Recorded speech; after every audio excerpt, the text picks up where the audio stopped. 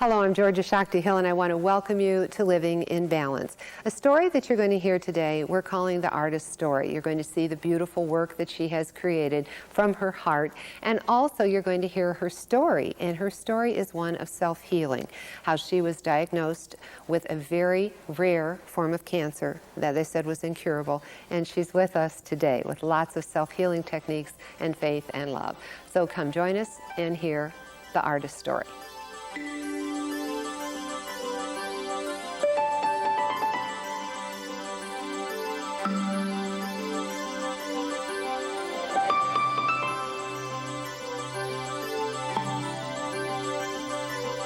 Well, Mel Mayo is a very powerful woman.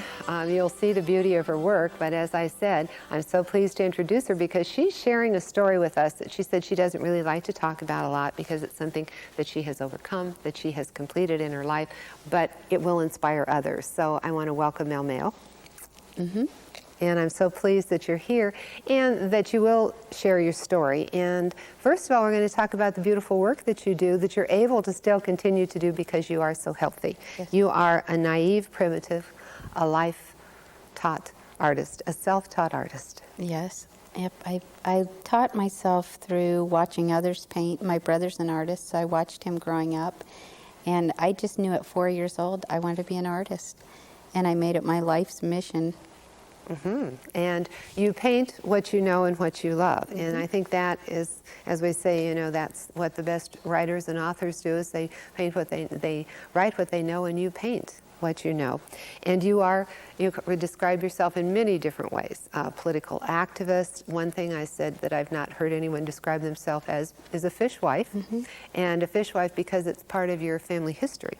Right. My mother was a fisherwoman and a stone crabber in the latter part of her life, and living on Pine Island, that's the history of the island.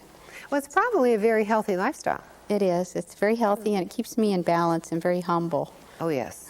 Well, just being in nature in itself. Right. But the humbling part is when you are at the mercy of the sea. Yes, we were stone crabbing this week, and I just thought of the many dangers. We were in danger. You know, every second is a very critical moment. And so it does keep me in balance, and it's very physical, so it also keeps me in shape. Then exhilarating. Yes. Well, one of the ways that you describe yourself too is part of your heritage is that of a Cherokee, and you talked about dreams being very important, so we're referring to you as a Cherokee dream child. Never been called that, but I like that. Yeah. And dreams have played a major part in your life. We were always encouraged to tell our dreams. When we woke up in the morning, we would tell our dreams. And if my mother couldn't interpret them, we would call grandmother and she'd interpret them. So it's always been a part of my life, and I just trust in them and use them. But you said from the time you were 4 years old, you knew you wanted to be an artist. Yes. But you said you also had a bit of an epiphany at the age of 4. Yes, we spent a lot of time in nature, and I grew up on the beach on Sanibel. We visited there. And one day I was just asking God for a wish. I wanted a beautiful scallop, a fan scallop, which is sort of rare, just to test him, which we probably shouldn't do, but I asked him if I could have this, and 2 seconds later, as if in slow motion, this fan scallop fell to my feet. And I thought, it's as simple as that. You ask God and you receive. And I use that even today. And it has served you very well, because there is a spiritual influence that is a part of your work, and it is obviously a major part of your life. Yes, it is. I mean, I ask every day just guidance from God that He use me as His vessel in whatever way He wants me to be used. And a vessel for the universe is what you said. Yeah, I've described that. I like to keep also that in check because it not only keeps you humble, but it's a great responsibility, I think, as an artist to be a vessel for the universe and influence people in a positive way. But you are here only because you really decided that you would be empowered. You were at a place where very few people are, where you're told that you have an extremely rare form. In fact, you said at the time only 6 other women had ever had this type of cancer diagnosed or reported. Right. It was a uterine cancer, and I don't even know how many years ago, maybe 6. I've kind of lost track of time, but I don't believe in the word incurable, I don't think. And that never, maybe for 1 second, I got a little frightened. And then I said, no, nothing's incurable. And I think we're our own best healers. Yeah. And I just asked for guidance all along the way, different ways to heal me, and many things came my way. Yes. But the other 6 women, they had not lived. So No. you were the first that this doctor knew of that was able to survive. So that's very powerful. Yeah. We're going to, in this second segment, we're going to talk about all the techniques that you use for the people out there who perhaps are facing something, or someone they love or facing an issue like that. But I'd like people to see more of your artwork. We have a little clip that we have done that you and I looked. You brought in some art things. We set up a little gallery for Mel. So if you'll run that clip, we will see some of the work that she has created. We want to share with you some of Mel's work. And her artwork here is very vivid, very colorful, and they say writers should write what they know, and obviously painters paint what they know. So this is a painting of your life. Right, this is my life. This is a home scene that I see every day, and this is my son cleaning the stone crab traps. And then my husband built the frame out of the crab traps. Yeah, and that's really very rustic and perfect the way it frames it. But then we also have over here too a suitcase that you painted, and you said this is an ode to a... Ode to Paul Klee is the name of it, and he was a famous artist that I admire. And it's a functional piece of art. I like art to be functional as well as just something to look at. Oh, and it is that. It would really add color and vibrance. This is an action shot, and you said this was actually taken from a photograph. I took a Polaroid, which I'm not a photographer, and this great streak came in, which just was a happy accident, and it added that bit of action that it needed. And this is my husband. Right, okay. And as we've talked about, your life in the sea is so important to you, and the island on which you live. But then here we have a classic, and that's the pineapple, which is the symbol of welcome. And it's actually a floor cloth, which is functional. Again, you should use it on the floor, or some people put them on the wall as a wall piece. And you're also sitting on something very functional and beautiful, and this is where you really started, where you became probably most famous was with your furniture. Right, and I did it out of necessity because on Pine Island I didn't always have a canvas, or we didn't have an art store, so I just used the furniture as my piece. And this is the Angel of the Sea, and that's exactly what she is. Yeah, and she is beautiful. And then sitting there you have, and you started this, they said maybe 17 years ago or something, you were Actually, painting. yeah, I started painting on clothing, and again out of necessity. And this is a laser print of a painting that I did. Yeah, and it is Mullet in a Sea of Love. You love the sea. Yes, beautiful work. And you love what you paint, and you paint what you love. Yes. Exactly. I wanted to share this bowl because I know you said that any novice can come into your class, and you start them with the hibiscus, and you just say, paint. Yep. And they can create something. And what you said too is that it doesn't require then a whole lot of knowledge before. No, I encourage novices because being I am self-taught, I don't follow any rhyme or rule. So I think novices probably do better than a skilled painter. Yes.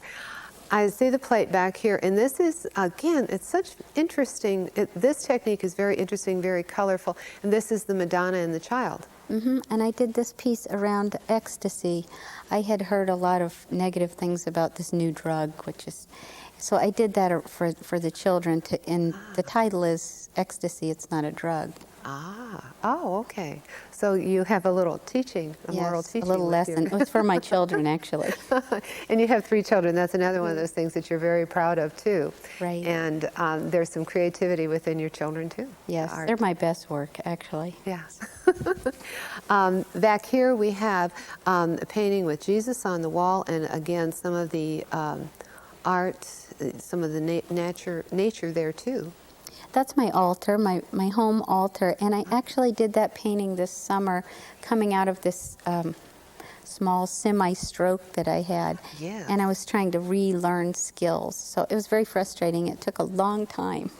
Well, we almost interviewed you before, and we did not because you did have a small stroke. Now, Yes. you appear to be doing beautifully from that, too. Right, I did a lot of self-healing on that. And it was just another learning lesson. I think anytime we get ill, it's dis-ease in our life, and we have to reevaluate. And so again, you had to look at your life and say, what am I doing here? Exactly. Yeah. Now, then you look at this as a gift, a lesson to be learned, and there is a gift from the problem? Always. Every time we get an illness, I think it's a wake-up call to change something in our life, either diet or emotions or the people or places. It's always a wake-up call. Mm-hmm. But the one thing that you had said when we had talked earlier too is that it's always you that does the healing. So, but it's something that you have to awaken your body to heal properly. Yes, there's healers. I actually had conventional surgery. I couldn't deny that. But again, I had asked for a doctor. I was very kind of misled, and I needed a good surgeon. And 10 minutes later on the telephone, my sister-in-law, who's a surgeon, her best friend offered to do the surgery, which was such a blessing. Yes. Well, we're going to talk about that. We're going to talk about the wonderful results and everything that you found that was recommended by other people in this self-healing techniques.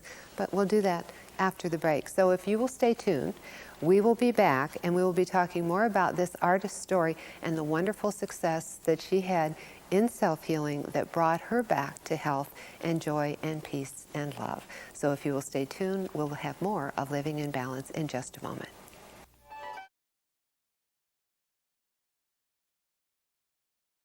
And if you are just joining us, I'm Georgia Shakti-Hill. Our story today is a wonderful story of self-healing with Mel Mayo. She is the artist, and so this is the artist's story. And she said she would share with us the techniques that she used in self-healing. Now, we agreed that you did the work, but in order for you to do the work, there were all these things out there that were helpful. But the first thing that you mentioned I thought was so interesting was synchronicity. You listened to the universe, and the universe came through many different people? exactly. I had prayed for a doctor, and the doctor just came. I had this healer surgeon that I needed. I needed that first. And your tumor was the size of a coconut. Yes, it was Wow. pretty big. Yeah. So once that was out, though, then you were on your own as far as from your perspective, it was up to you now to take care of that body. Right. She had said there was no chemotherapy and those techniques did not work for it. Mm-hmm. So then it left me. Actually, it was a good thing because then I knew I had to do what I had to do and look for other sources. Well, Tai Chi became part of that, and you kind of did your own version, though, of Tai Chi movement. Right. I kind of devised my own movement. I have kind of a bad back, so I devised my own movements that use Tai Chi, yoga, a little bit of Kalinetics, and it's kind of my own routine that works on parts I need.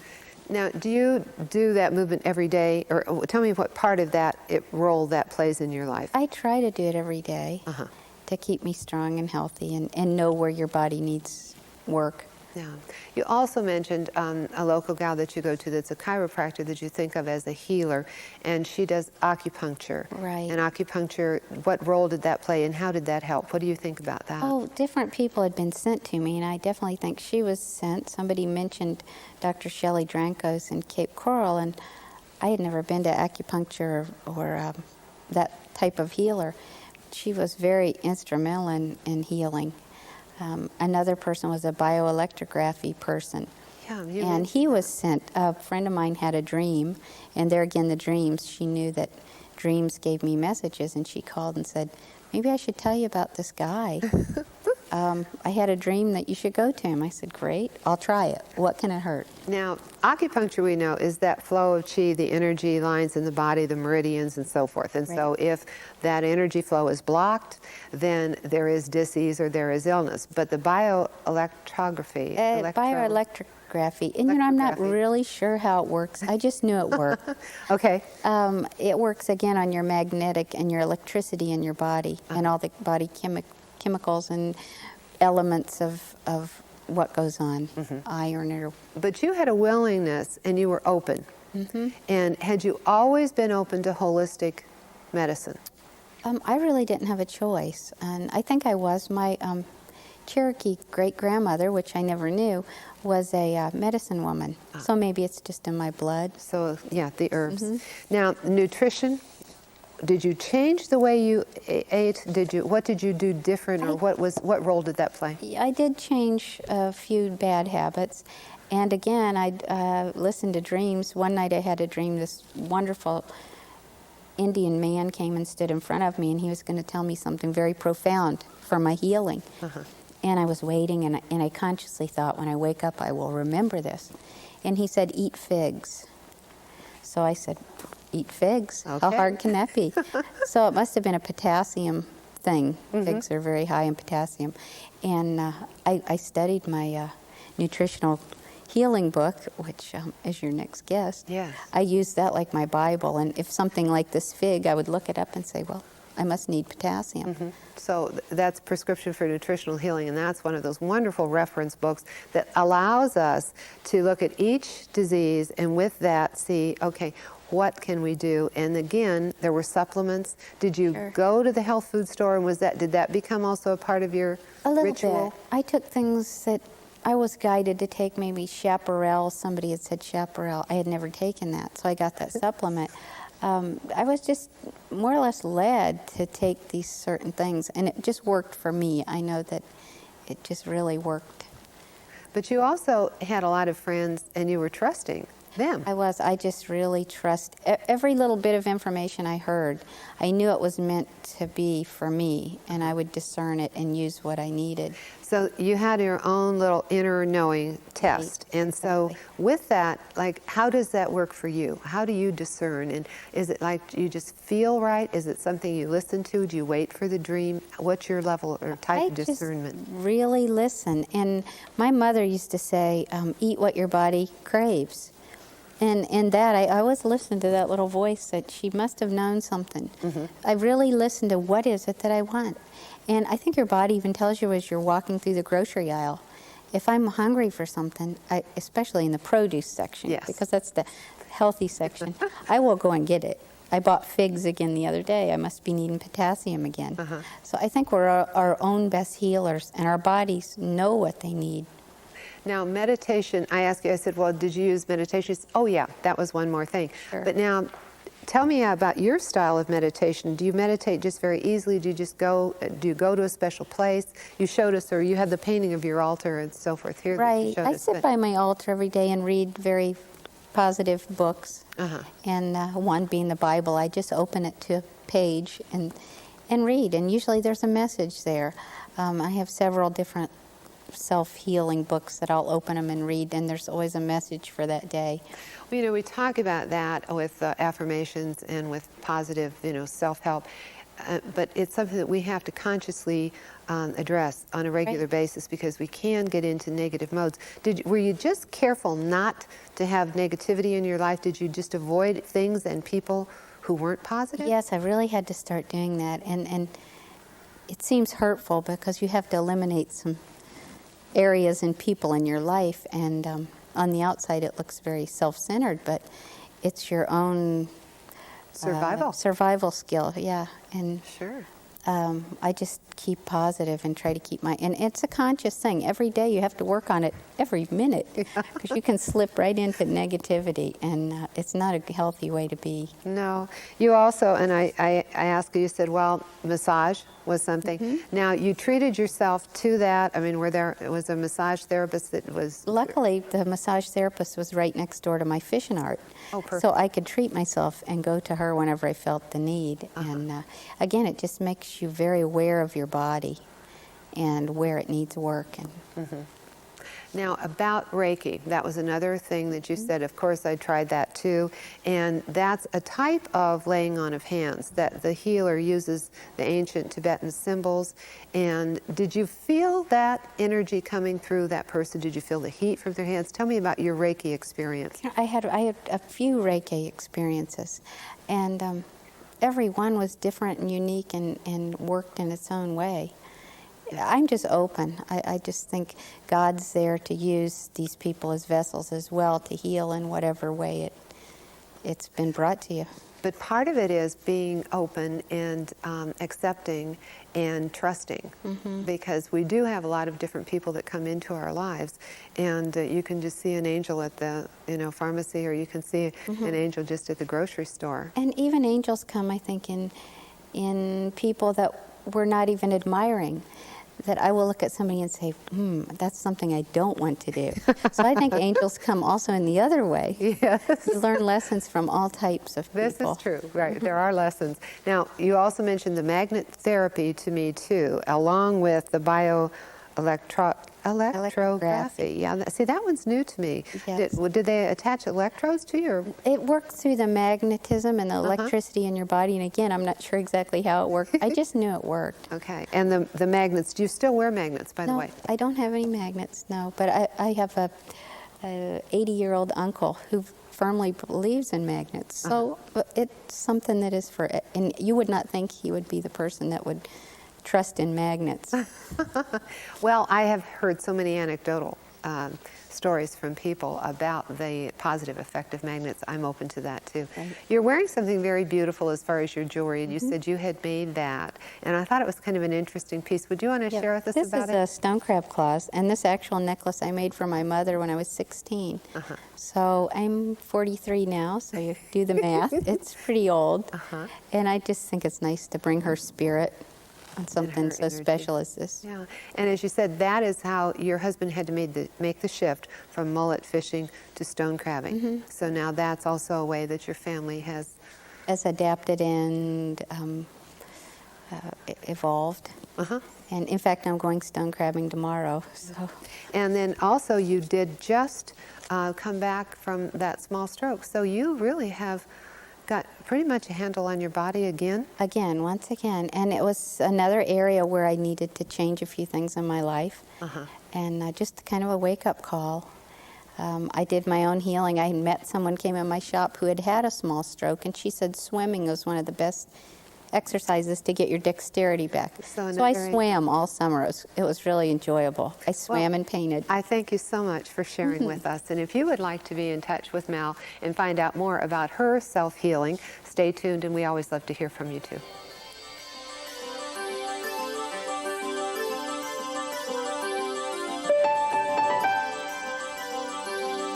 I love to hear the stories. They are positive, they're reassuring, they're reaffirming, and also they're empowering, because you too can face issues in your life and you can come back from them. It really is a matter of desire, and it really is a matter of willingness, intention, openness, and then also dedication to yourself so that you can live in balance in mind, body, and spirit. Until next time, I'm Georgia Shakti-Hill. May you be well, happy, and peaceful.